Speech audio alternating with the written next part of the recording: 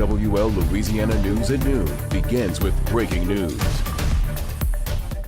New video shows the moment an American Airlines plane and a military helicopter collided mid-air last night in Washington, D.C. Right there, you see the moment. That vantage point from Reagan National Airport, that is where the American Airlines flight was attempting to land before the collision above the Potomac River. Good afternoon to you. I'm Brandon Walker.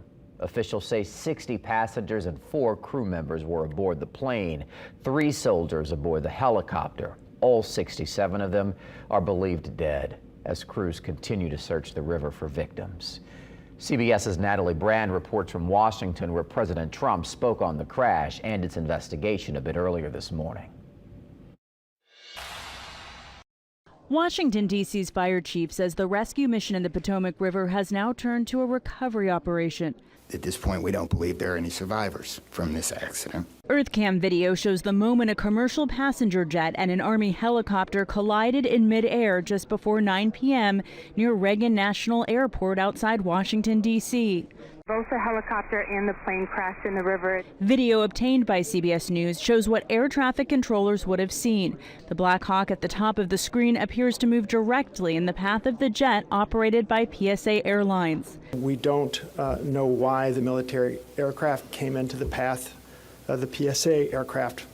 President Donald Trump is pushing for an explanation. We'll find out how this disaster occurred and we'll ensure that nothing like this ever happens again. The Army says the Black Hawk helicopter was on a training flight with 3 service members on board. Defense Secretary Pete Hegseth said on social media that the DoD is actively investigating. It was a fairly experienced crew and that was doing a required annual night evaluation.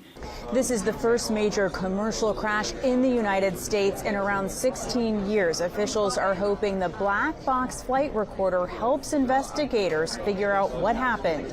Anytime you have 2 airplanes close together, they will then go to visual separation. The real question, of course, is why did that visual separation break down to this disaster that we have right now? A number of figure skaters, along with their coaches and parents, were among those on board the plane, including 6 people from the skating club of Boston. 2 coaches, 2 teenage athletes, and the athletes' moms. It's a close, tight bond, and I think for all of us, we have lost family. In a statement, U.S. Figure Skating says, quote, "We are devastated by this unspeakable tragedy and hold the victims' families closely in our hearts." Natalie Brand, CBS News, Reagan National Airport.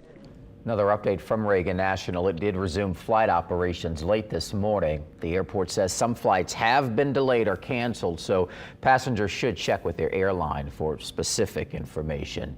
Zeroing in on that right now, 8 flights thus far set to fly today between Armstrong International and Reagan National Airport are among those that have been canceled. You're looking live at MSY's flight status log. It does report a Southwest flight is still set to fly, though, to D.C. at 4:40 this afternoon.